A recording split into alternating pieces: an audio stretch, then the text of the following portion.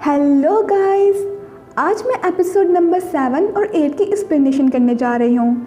सो यांजी को वो ड्रेस बहुत पसंद आता है और वो ऐना को कॉल करके उसे थैंक्स कहती है और कहती है कि इस ड्रेस का टेक्सचर बहुत ही अच्छा है।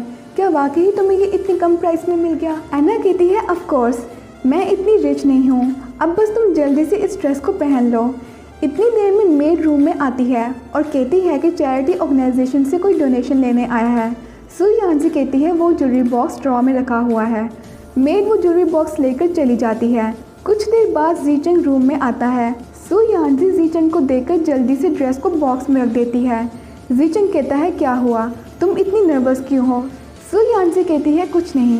जीचंग कहता है कहीं फिर से तुम्हें किसी ने स्पेशल गिफ्ट तो नहीं भेजा? सो यांजी जीचंग की तरफ देखती है और कहती है नहीं, और फिर उसको ड्रेस दिखाती है और कहती है कि मुझे ये ड्रेस ऐना ने भेजा है चैरिटी ऑक्शन में पहनने के लिए। जीचंग कहता है तुम्हारी फ्रेंड की चॉइस बहुत अच्छी है। सो यांजी ड्रेस को देखकर कहती है कि मैं नहीं चाहती कि वो मुझ पर इतने पैसे खर्च करे। जीचंग कहता है कि इस ड्रेस की क्वालिटी बहुत अच्छी है, इसका मतलब ये है कि जिसने ये ड्रेस खरीदा है वो तुम्हारी बहुत केयर करता है और तुम्हारे पास और कोई ड्रेस भी नहीं है, इसलिए तुम इसे एक्सेप्ट कर लो। सो यांजी कहती है तुम्हें कैसे पता, और तुम तो ऐसे कह रहे हो जैसे तुमने मेरे लिए ड्रेस खरीदा हो। जीचंग चुप हो जाता है और फिर कहता है तुम बस इसे एक्सेप्ट कर लो। सडनली सो यांजी को स्टमक में पेन होती है और वो वॉशरूम चली जाती है। जीचंग रूम में ही उसका वेट करता है। कुछ देर बाद सो यांजी वॉशरूम से बाहर आकर सोफा पर लेट जाती है। जीचंग कहता है क्या तुम ये ड्रेस ट्राई नहीं करोगी? सो यांजी कहती है नहीं, और फिर कहती है कि मैं आज तुम्हारे साथ चैरिटी ऑक्शन में नहीं जा सकूंगी, तुम किसी और को अपने साथ ले जाना। जीचंग कहता है क्यों, क्या हुआ? सो यांजी कहती है कुछ नहीं, बस मैं तुम्हारे साथ नहीं जा सकती। इसके बाद जीचंग इंटरनेट पर सर्च करता है कि आखिर लड़कियां सडनली एग्रेसिव क्यों हो जाती हैं और अपनी बात से क्यों फिर जाती हैं, और फिर सीतू को कॉल करता है। सीतू कहता है बॉस आपने मुझे इस टाइम कॉल क्यों किया है, मेरे पास बिल्कुल टाइम नहीं। जीचंग कहता है मैं तुम्हें ओवर टाइम की डबल सैलरी दूंगा। सीतू कहता है बॉस ये तो कम है। जीचंग कहता है ओके ट्रिपल सैलरी दूंगा। सीतू कहता है यस बॉस बताएं क्या प्रॉब्लम है? जीचंग कहता है क्या तुम्हें पता है कि लड़के सडनली एग्रेसिव क्यों हो जाती हैं और वो क्यों अपनी बात से फिर जाती हैं? सीतू कहता है बॉस आपको ये भी नहीं पता। जीचंग कहता है क्या मतलब? सीतू कहता है बॉस क्योंकि उसको पीरियड्स होते हैं। जीचंग जल्दी से फ़ोन बंद कर देता है और फिर सो यांजी के पास जाता है। सो यांजी जीचंग से कहती है मैं तुम्हारे साथ आर्ग्यू करने के मूड में नहीं हूँ, तुम प्लीज़ मुझे डिस्टर्ब ना करो। जीचंग कहता है मैं तुम्हारी हेल्प करना चाहता हूँ। सो यांजी कहती है तुम मेरी हेल्प कैसे करोगे? जीचंग कहता है जब मैं बीमार था तो तुमने मेरी केयर की थी, अब मैं भी तुम्हारी केयर करूँगा, और फिर कहता है कि मैं अभी आता हूँ। सो यांजी उसे हैरान होकर देखती रहती है। जीचंग सो यांजी के लिए हीट पैक लेकर आता है। सो यांजी कहती है ये तो बहुत ज़्यादा है। जीचंग कहता है मुझे नहीं पता कि इनमें से कौन सा तुम्हें सूट करेगा, इसलिए मुझे घर में जितने मिले मैं सब ले आया, और फिर सो यांजी को ब्लैंकेट देता है और उसकी केयर करता है।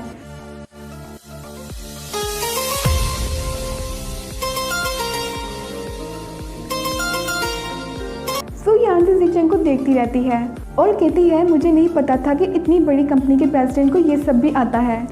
जीचंग कहता है मैंने कभी किसी की इस तरह से केयर नहीं की, लेकिन मुझे सब पता है।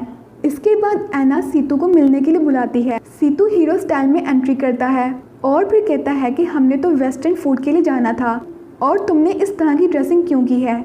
ऐना कहती है तुम्हें किसने कहा कि हमने वेस्टर्न फूड के लिए जाना है? सीतू कहता है तो फिर कहाँ जाना है? ऐना उसको बॉक्सिंग क्लब की तरफ इशारा करती है और फिर दोनों बॉक्सिंग क्लब में जाते हैं। सीतू ऐना से कहता है कि मैं तुम्हारे क्यूट फेस को हर्ट नहीं कर सकता। ऐना उसे स्वीटली कहती है कि तुम मुझे ज़ोर से हिट ना करना, और फिर उसे फेस पर ज़ोर से पंच मारती है। सीतू कहता है तुमने मुझे वाकई पंच मार दिया और देखो मेरी नोज़ से खून भी निकल रहा है।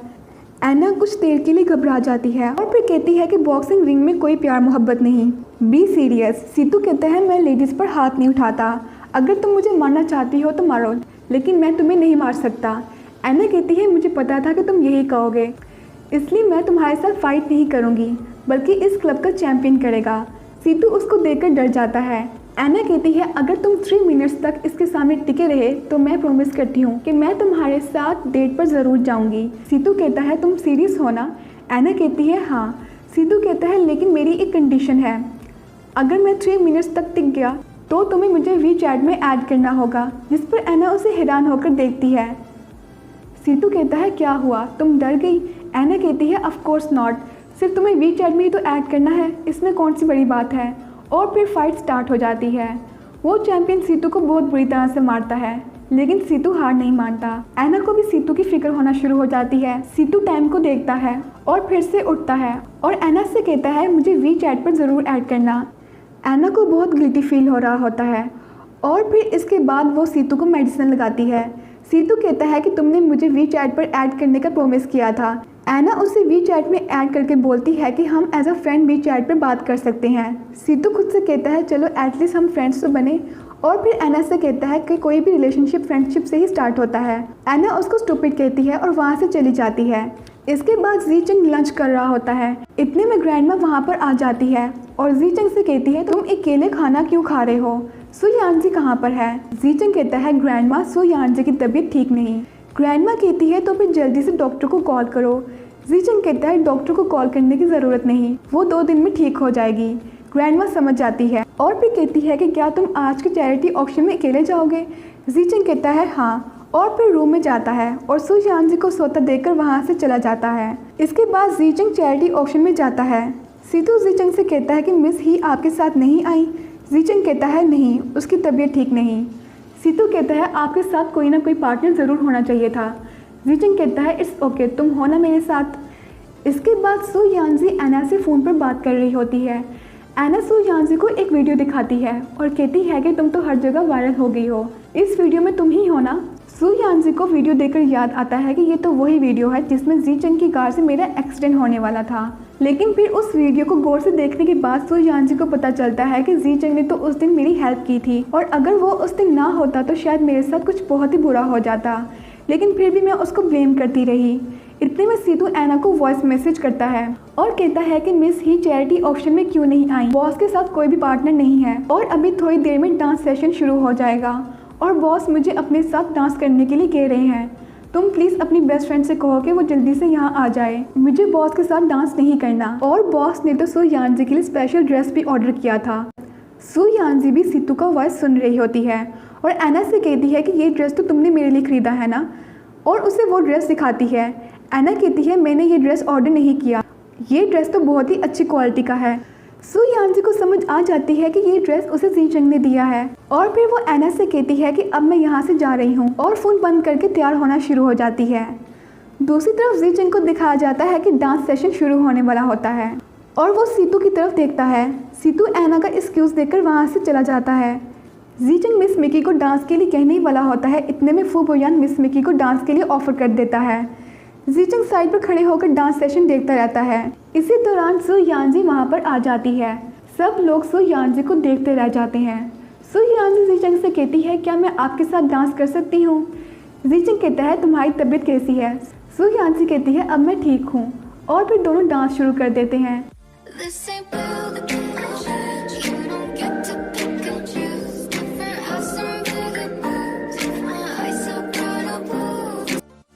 इसके बाद एक न्यू कैरेक्टर को दिखाया जाता है जिसका नेम नैनगोंग है।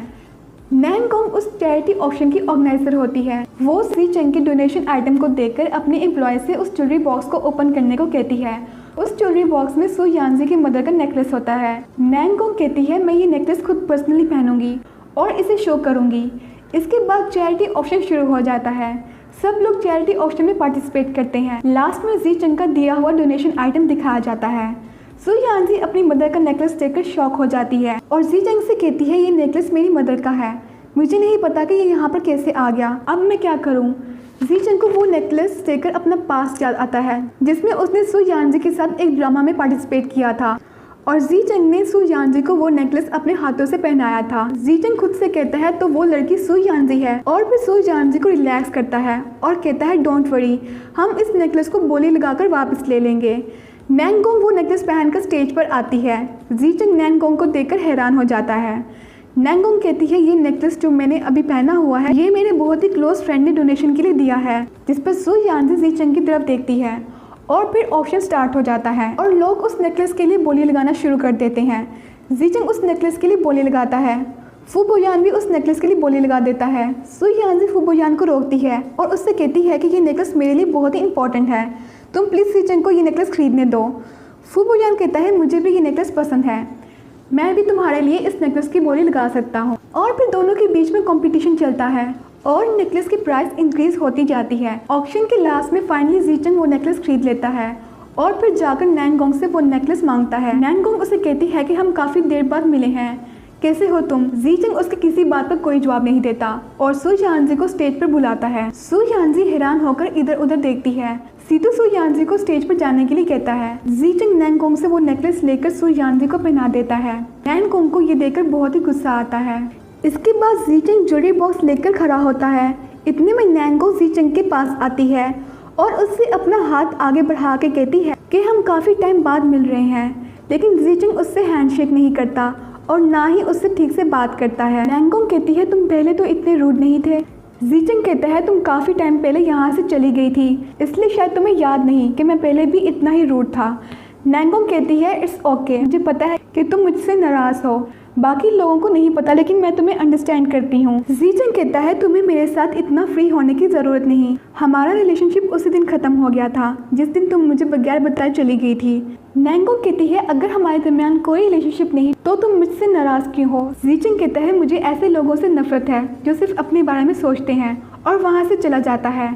नैनगोंग बहुत ही डिप्रेस हो जाती है और अपना पास्ट याद करती है कि जब वो जीचंग को छोड़कर गई थी और जाने से पहले खुद से कहा था जब मैं तुम्हारे साथ खड़े होने के काबिल हो जाऊंगी तो फिर मैं वापस ज़रूर आऊंगी जीचंग। नैनगोंग अपने पास को याद कर रही होती है। इतने में फू बुयान उसके पास आता है और कहता है वेलकम बैक ओल्ड क्लासमेट, और फिर दोनों हैंडशेक करते हुए स्माइल करते हैं। इसके बाद सु यानजी मिरर के सामने खड़े होकर अपने नेकलेस को देख रही होती है और उस मोमेंट को याद कर रही होती है जब जीचंग ने उसे वो नेकलेस पहनाया था, और फिर स्माइल करती है। इसी दौरान एना सु यानजी को फ़ोन करके कहती है कि मुझे सीतू ने बताया है कि आज तुमने चैरिटी ऑक्शन में कुछ बहुत ही बड़ा किया है।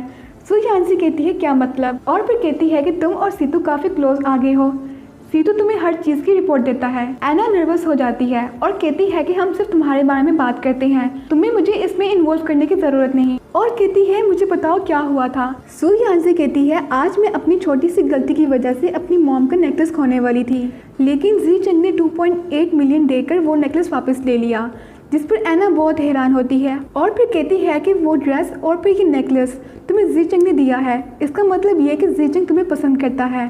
सु यानजी कहती है मैं समझी नहीं। एना कहती है डफर जीचंग इतनी बड़ी कंपनी का प्रेसिडेंट है और उसने तुम्हारे नेकलेस के लिए 2.8 मिलियन स्पेंड किया और इतना एक्सपेंसिव ड्रेस भी गिफ्ट किया, और उसे पता है कि तुम हाई हील्स नहीं पहन सकती, इसलिए वो तुम्हारे लिए इतने सारे शूज़ ले आया, इसका मतलब तो यही है कि वो तुम्हें पसंद करता है। सु यानजी कहती है ये इम्पॉसिबल है। एना कहती है अपनी आंखें खोलो सु यानजी, मुझे तो जीचंग के लिए सॉरी फील हो रहा है कि वो तुम जैसे स्टूपिड के साथ प्यार कर बैठा। सु यानजी सोचते हुए खुद से कहती है क्या वो वाकई ही मुझे पसंद करता है। इसके बाद जीचंग अपने हाउस ऑफिस में जाता है और कुछ ढूंढने लग जाता है और फिर एक एल्बम खोलकर उसमें अपनी और सु यानजी की चाइल्डहुड पिक्चर्स देखता है और पास को याद करता है। जीचंग बचपन में बहुत ही सीरियस रहता था। सु यानजी जीचंग के पास आती है और उससे अपनी मॉम का नेकलेस देखकर पहनाने को कहती है। जीचंग मना कर देता है। सु यानजी कहती है तुम प्रिंस हो, तुम्हें मुझे ये नेकलेस पहनाना होगा, और वैसे भी हम दोनों एक ड्रामे में पार्टिसिपेट कर रहे हैं, इसलिए अब से हम फ्रेंड्स हैं, और कहती है कि मैं तुम्हारी प्रिंसेस हूँ। जीचंग अपना पास्ट याद करके स्माइल करता है और फिर इसके बाद रूम में जाता है। सु यानजी जीचंग को देखकर स्माइल करती है। जीचंग कहता है तुमने मेकअप रिमूव कर लिया। सु यानजी स्माइल करते हुए कहती है हाँ। जीचंग कहता है क्या तुम्हें हमारी कंपनी के न्यू मेकअप प्रोडक्ट्स चाहिए। सु यानजी स्माइल करते हुए जीचंग से कहती है क्या तुम्हें मुझसे कुछ कहना है। जीचंग नर्वस होकर कहता है मैं सिर्फ ये कहना चाह रहा था कि काफ़ी देर हो गई है, चलो सो जाओ। सु यानजी जल्दी से जाकर बेड पर बैठ जाती है और जीचंग से कहती है कि मैं जब से इस घर में आई हूँ सोफ़ा पर ही सो रही हूँ, जिसकी वजह से मेरी बैक और टांगों में बहुत पेन होती है, क्या मैं आज बेड पर सो सकती हूँ प्लीज़। जीचंग सु यानजी को देखकर स्माइल करता है और फिर कहता है चलो एक पेपर सीजर रॉक की गेम हो जाए और जो भी ये गेम जीतेगा वो बेड पर सोएगा। सु यानजी मान जाती है और कहती है देखना ये गेम मैं ही जीतूंगी, और फिर दोनों गेम स्टार्ट करते हैं।